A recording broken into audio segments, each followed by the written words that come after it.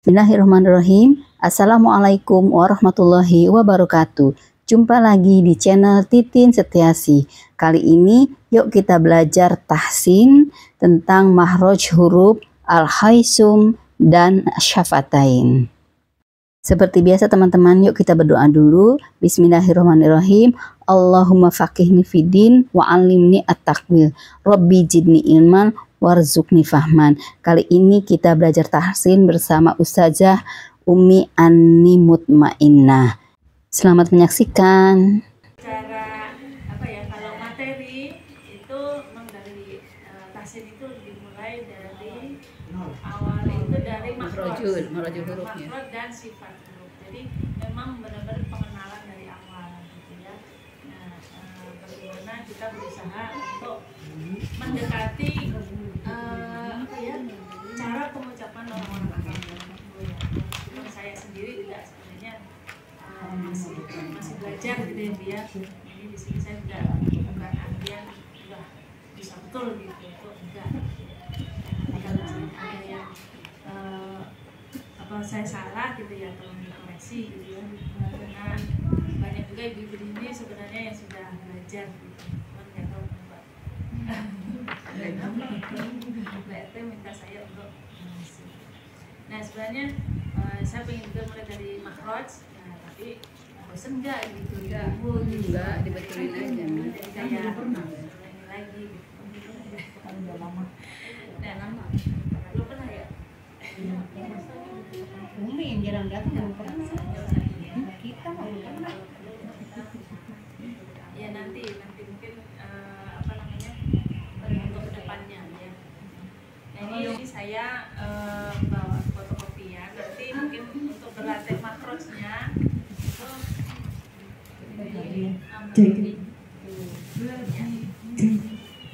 nanti untuk kita Minta makhraj huruf pengucapannya. fotokopi sini. Bu, bagi dua, Bu. Nanti kita menerapkan Bagi teori dua. ini pada bacaan.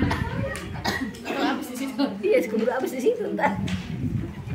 Ini saya masih pedomannya ini ya Bu ya, pedoman tilawah Al-Quran. Jadi mungkin ibu nanti kalau misalnya apa sih patokannya gitu, pedomannya apa? Ya sebenarnya buku tahsin itu banyak ya, buku tahsin itu banyak. Tapi ini saya patokannya ini. Nah, kita tahu ya Bu ya, huruf hijaiyah ya yang menyusun Al-Quran itu dari huruf hijaiyah itu ada 28 ya. Nah kalau dulu waktu kecil saya itu dari alif ya, alif ba ta sa, nah itu 29. Kenapa? Karena yang pertama alif, terus yang di belakang ada hamzah gitu ya. Nah dulu saya nggak ngerti itu apa sih bedanya alif dan hamzah.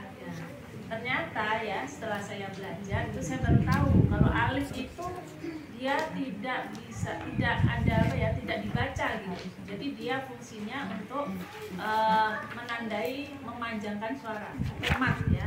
Kalau misalnya harokatnya fathah ya a dan itu dia dipanjangnya dengan alif ya, bukan dengan hamzah. Nah kalau hamzah itu dia yang ada bunyinya ya, ada bunyinya a i u itu adalah hamzah yang berharokat. Jadi gitu ya. Jadi sebenarnya huruf hijaiyah itu ada 28 ya. Jadi alif itu sebenarnya huruf mat atau huruf yang fungsinya memanjangkan suara ya. Nah huruf hijaiyah itu ada yang bunyinya kalau dia berharokat fathah itu bunyinya a ya, seperti a ba ta sa gitu ya, itu a. Tapi ada juga yang bunyinya o, misalnya ro gitu ya. Nah ya itu saya istilahkan kalau yang bunyinya a itu hurufnya termasuk huruf tipis, nah disebutnya seperti tipis. Kalau yang bunyinya o itu huruf tebal ya. Jadi huruf itu dibagi dua, huruf tipis dan huruf tebal ya. Nah huruf-huruf itu sumber mengeluarkan suaranya itu berbeda-beda ya. Makhraj hurufnya, tempat keluar huruf itu dalam buku ini disebutkan ada 5 ya, ada 5. Itu yang pertama al-khaisum atau pangkal hidung ya. Jadi di sini Bu, suaranya ini dari pangkal hidung. Nah, apa saja yang keluar dari pangkal hidung itu adalah suara setiap dari papan tulis di depan apa nih yang keluar dari nanti dia ini mungkin yang mengenal sekitar nanti bisa saya kopikan kali ya yang ini seperti ini. Kalau ini kan tadinya saya pikir untuk kita praktek ya, kita praktek mengucapkannya. Jadi sekarang kita mengetahui dulu makhraj huruf.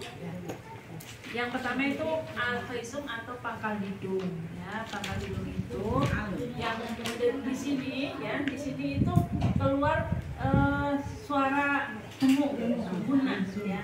Nah, itu guna itu kalau misalnya nanti hukum tajwid ya, nun sukun ketemu apa ada guna, nah itu di sini bunyinya. Jadi ada suara ke hidung, ke rongga hidung ya. Nah, gunnah ini juga itu menempel di huruf nun sukun atau nun tanwin, nun tasdid ya, bukan nun ya, nun tasdid ya. Dan juga mim sukun dan mim tasdid ya. Jadi nanti setiap kali kalau ibu tilawah Al-Quran bertemu dengan nun tasdid dan mim tasdid itu harus ada dengunnya, harus ada gunnahnya. Kenapa? Karena itu sifat yang melekat di huruf nun dan mim dan selalu ada ya di huruf nun dan mim. Itu jadi misalnya inna ma'al usri yusra, inna itu harus ada suara dengung ya, inna. Jadi jangan hanya inna ma'al itu terlalu tidak memberikan apa ya, tidak mengeluarkan suara dari tempat keluarnya suara itu gitu ya. Haknya artinya itu hak yang harus diberikan ya. Ketika kita mengucapkan nun tasdid dan mim tasdid itu harus ada gunnah. Nah, gunnah itu atau suara yang keluar dari itu agak ditahan ya. Itu ya, yang pertama itu al-khaisum atau pangkal hidung ya. Nah, terus yang kedua itu sumber tempat keluar huruf itu bibir ya, bibir ya. Di bibir itu ada 4 ya. Itu fa, ba, mim dan waw. Fa ya, fa itu bibir bawah ya bertemu dengan ujung gigi atas. Kuina ya, kuina baris. Fa ya, fa, ba, mim, ya. Fa bibir bawah bertemu dengan ujung dua gigi seri atas ya. Fa. Jadi kalau mengucapkan fa itu jangan kita mengikuti logat daerah pa ya, jadi fa sama mau mekupa bibir bawah ya kan gitu ya. Jadi gigi aja Bu, gigi seri ya, pak gigi seri atas. Jadi bibir bawah bertemu dengan gigi seri atas, ujung 2 gigi seri atas. Fa ya, mempertemukan ujung gigi seri depan atas dengan perut bibir bawah ya. Jadi sama aja ya. Kemarin begitu ya, tapi kita ngikutin buku Materinya di itu prakteknya langsung. ya. 2 gigi seri atas. dan apa tadi Saya ulang bibir ya. bawah kayak Bibir bawah. Bibirnya bingung, banyakan bibir. Mempertemukan ujung gigi seri depan atas, ujung gigi seri depan atas. Ini dengan perut bibir bawah. Fa. Keluar angin. Keluar angin karena nanti dia Keluar angin. Ya itu satu ya. Yang kedua ba itu yang mempertemukan di bibir ya, jadi dengan Kayak gini. perut bibir atas dan bawah luar ya di dalam. Tapi jangan terlalu banyak. Itu sudah mudah ya. Biasa ya. Yang tidak biasa itu fa itu memang harus udah baca harus apa ya? Perlu perhatian karena di sebagian kita ada logat yang terutama yang sudah ya itu bunyinya jadi pa ya itu tidak diperbolehkan karena kita dalam membaca Al-Quran harus sesuai dengan makrotnya ya. Nih, tadi yang Fa. Fa isu ya, Mi. Nah. Yang kedua ini apa, Mi? Lisan bibir salah lisan asyafatan Bibir. asyafatan ya, itu ya. Terus ba ya menemukan kedua perut bibir bagian dalam itu ba ya benar. Nah, kalau ma itu dua bibir bagian depan ya, bagian luar. Ma itu mudah ya, nggak ada kesulitan ya. Dan kalau yang satu lagi wow, wa itu mengumpulkan dua bibir. Jadi jangan hanya sekedar wah, jangan tapi wah ya. Wah ya, jadi mengumpulkan atau memonyongkan dua bibir. Nah itu makrot ya, makrot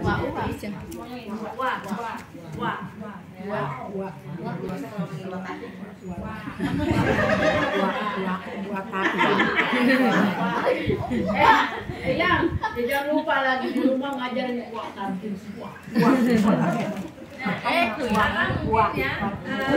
Punya besar. Ya, misalnya kita praktek di sini ya Bu ya. Jadi al-khaisum nun dan mim ya. Kita praktek huruf nun ya Bu ya. Nah di sini nanti ada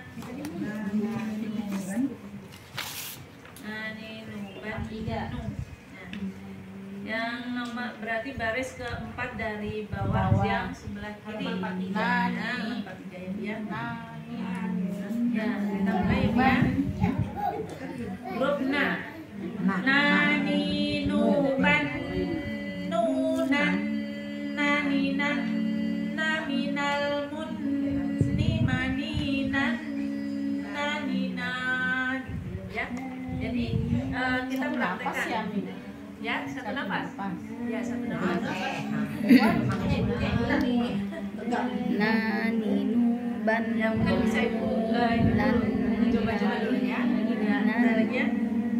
Naninuban nunan naninan naminal munni maninan nanina. Nah, itu bacanya meskipun kata lain ya masuk langsung langsung dari ada tadi faisumnya ya bersama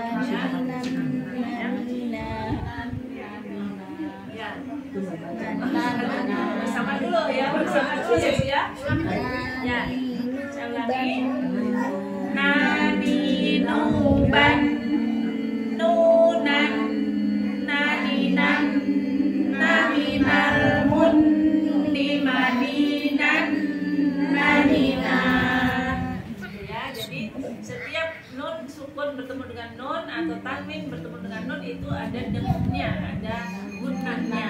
Nah itu ditahan ya Bu ya.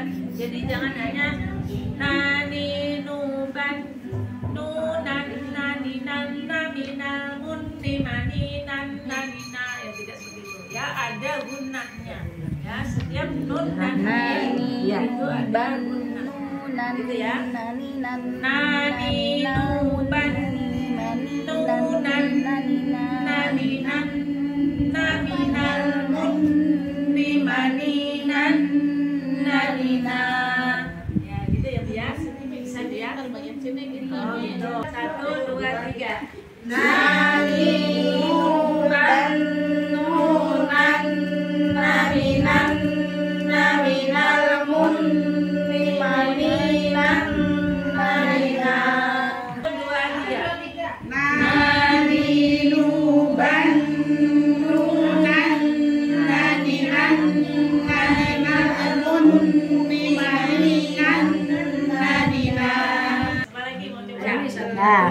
Enakan sendiri aja.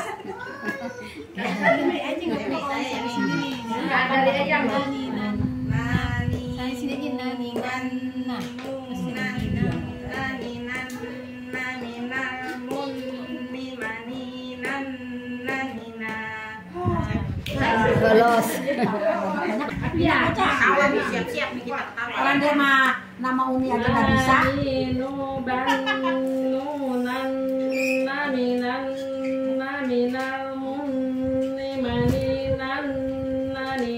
Lolos.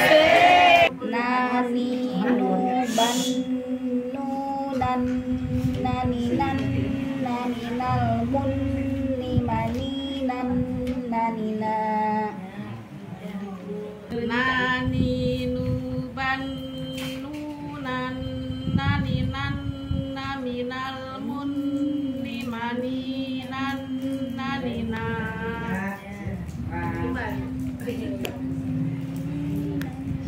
Nani nuban nunan nani nan nami nal mun ni mani nan nani na. Oke Bu ya.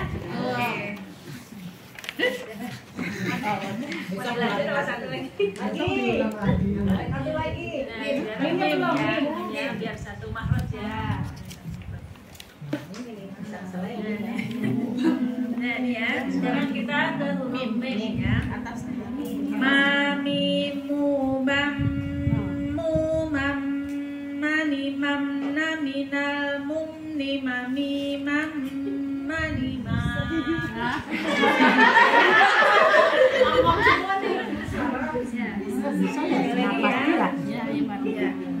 Mami mu bam mu mam mani mam nami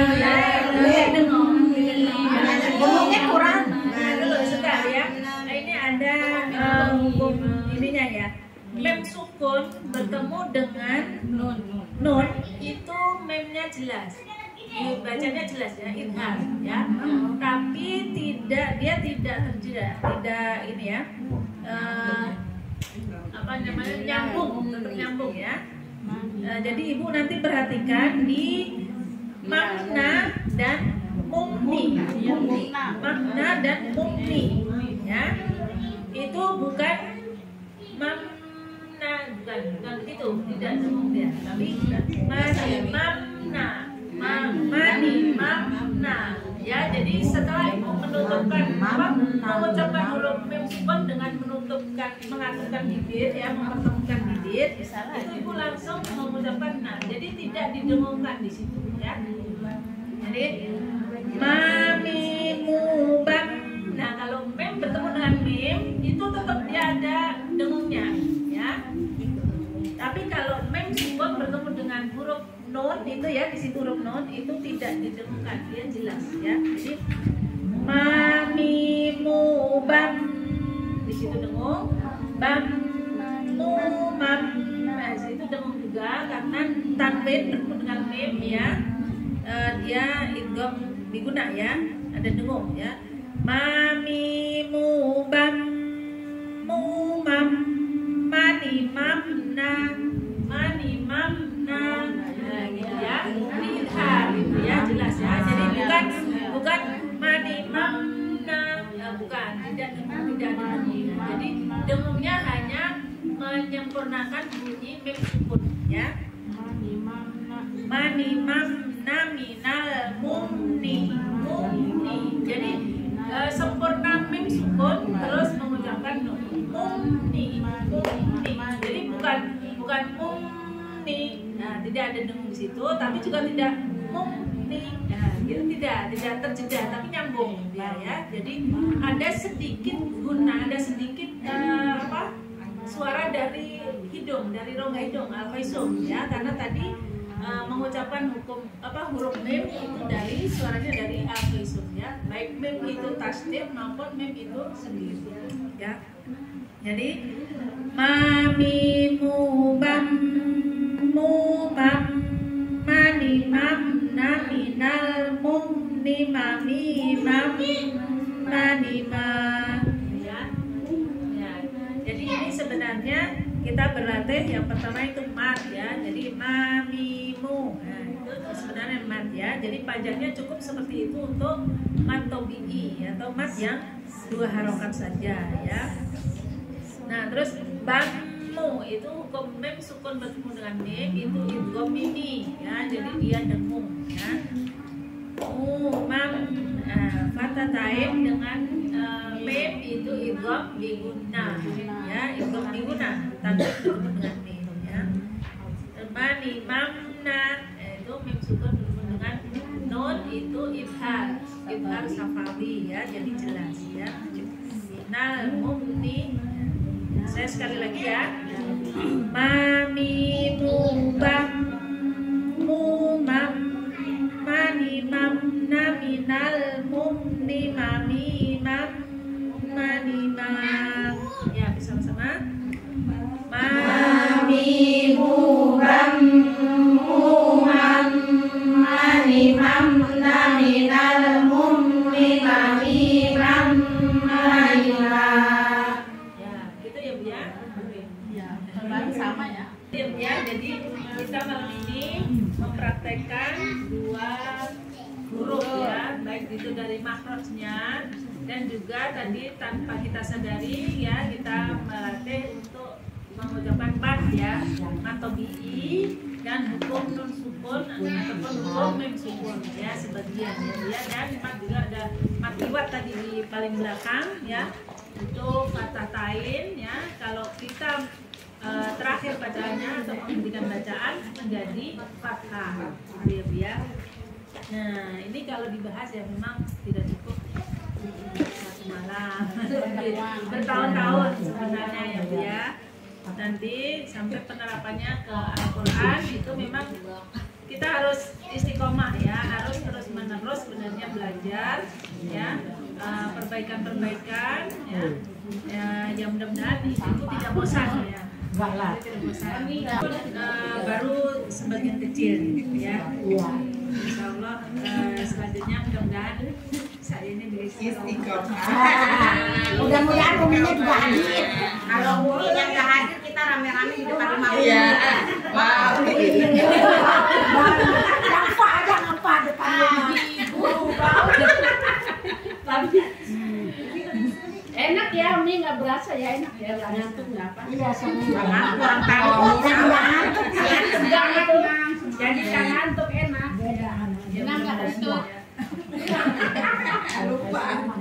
Ya baik itu, alhamdulillah kita sedikit sudah berlatih. Mudah-mudahan nanti kalau ibu-ibu bertemu seperti itu apa, nun sukun bertemu dengan nun ya, itu bisa dengan dibaca dengan dengung yang agak lama ya, yang ditahan gitu ya.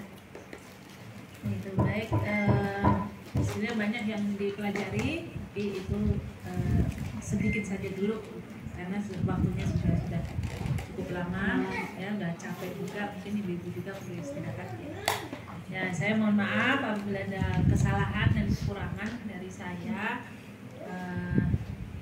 dan terima kasih sudah kita bersama-sama belajar ya. Saya akhiri, wabillahi taufiq wal hidayah. Assalamualaikum warahmatullahi wabarakatuh. Waalaikumsalam warahmatullahi wabarakatuh. Alhamdulillah, demikian pembelajaran tahsin pada kali ini tentang makhraj huruf al-haisum dan syafatain yang telah disampaikan oleh Umi Ani Mutmainnah. Mudah-mudahan kita dapat memperbaiki bacaan Al-Quran kita, dan mudah-mudahan kita menjadi orang yang baik, karena sebagaimana sabda Rasulullah SAW yang diriwayatkan oleh Bukhari Muslim nomor 5027, yaitu khairukum man ta'allamal Qur'an wa 'allamah. Sebaik-baiknya kalian adalah orang yang belajar Al-Qur'an dan mengajarkannya. Amin ya robbal alamin. Saya Titin Setiasih pamit undur diri. Assalamualaikum warahmatullahi wabarakatuh.